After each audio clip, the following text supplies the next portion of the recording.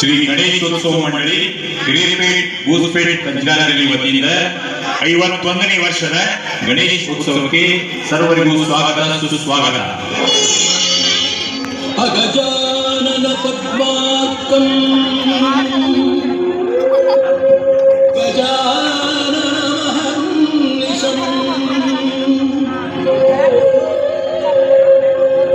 ಅನೇಕದಂ ತಂ ಭಕ್ತಾನಾಂ ಏಕದಂ ತಂ ಉಪಾಸ್ಮಹೇ. ಭಾರತದ 12 ಲಿಂಗಗಳಲ್ಲಿ ಒಂದಾಗಿರುವ ಕೇದಾರನಾಥ ದೇವಾಲಯ ಉತ್ತರಾಖಂಡ ರಾಜ್ಯದ ರುದ್ರಪ್ರಯಾಗ ಜಿಲ್ಲೆಯ ಮಂದಾಕಿನಿ ನದಿಯ ತಟದಲ್ಲಿದೆ.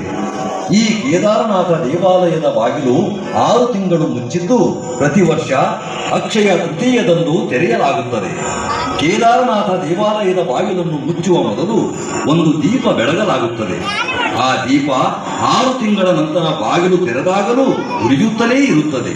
ಕೈಲಾಸ ಪರ್ವತದ ನಂತರ ಶಿವನ 2ನೇ ವಾಸಸ್ಥಾನವೆಂದು ಪ್ರಸಿದ್ಧಿಯಾಗಿರುವ ಈ ಪುಣ್ಯಕ್ಷೇತ್ರದಲ್ಲಿ ದಿನಾಂಕ 16 ಜೂನ್ 2013ರಲ್ಲಿ ಸುರಿದ ಭಾರೀ ಮಳೆಯಿಂದ ಭಕ್ತರು ಸಂಕಷ್ಟಕ್ಕೆ ಸಿಲುಕುತ್ತಾರೆ.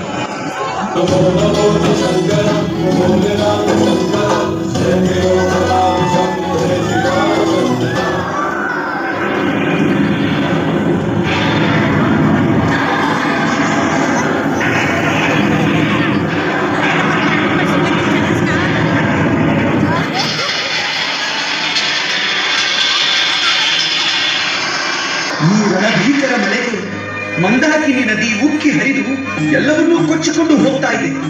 ನಮಗಿನ್ನೂ ಉಳಿಗಾಲವಿಲ್ಲ. ಅದು ಅಲ್ಲಿ ನೋಡಿ, ನದಿಯ ನೀರು ಪ್ರವಾಹವಾಗಿ ಹರಿದು ದೇವಾಲಯದ ಕಡೆ ನುಗ್ಗಿ ಬರುತ್ತಿದೆ. ದೇವಾಲಯ ಉಳಿಯುವಂತೆ ಕಾಣುತ್ತಿಲ್ಲ. ತಂದೆ ಭೋಲೆನಾಥ, ಈಗ ನೀನೇ ಏನಾದರೂ ಪವಾಡ ತೋರಿಸಬೇಕಪ್ಪ. ಭಕ್ತರೇ, ಭಯಪಡಬೇಡಿ. ಕೇದಾರನಾಥ ಎಲ್ಲರನ್ನೂ ಕಾಪಾಡುತ್ತಾನೆ. ಆದಷ್ಟು ಬೇಗ ದೇವಾಲಯದ ಕಡೆಗೆ ನಡೆಯಿರಿ. ಅದೋ ಅಲ್ಲಿ ನೋಡಿರಿ, ದೇವಾಲಯದ ಹಿಂದಿರುವ ಬೆಟ್ಟದಿಂದ ದೊಡ್ಡ ಬಂಡೆ ಉರುಳಿ ಬರುತ್ತಿದೆ. ಹಾಗಾದರೆ ಕೇದಾರನಾಥ ದೇವಾಲಯ ಅಪಾಯದಲ್ಲಿದೆ.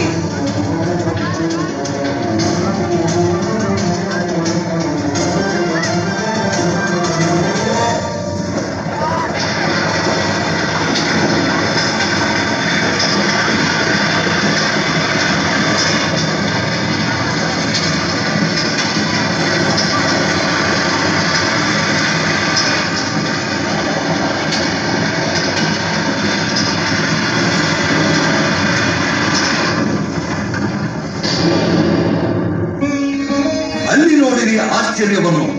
ಉರುಳಿ ಬಂದ ಬಂಡೆ ದೇವಾಲಯದ ಹಿಂಭಾಗದಲ್ಲಿ ಬಂದು ನಿಂತು ಬಿಟ್ಟಿತು. ಆ ಬಂಡೆ ದೇವಾಲಯವನ್ನು ನಮ್ಮೆಲ್ಲರನ್ನು ಸುರಕ್ಷಿತವಾಗಿರಿಸಿದೆ.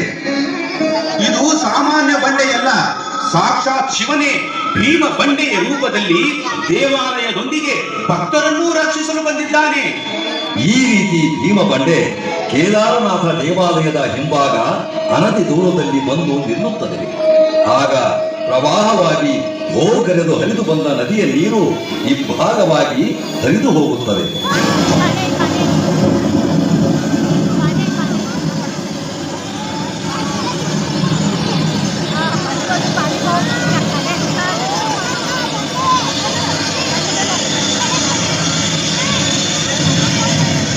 ಇನ್ನು ಮುಂದೆ ಈ ಬಂಡೆ ಭೀಮಶಿಲೆ ಎಂದು ಜಗತ್ ಪ್ರಸಿದ್ಧಿಯಾಗುತ್ತದೆ.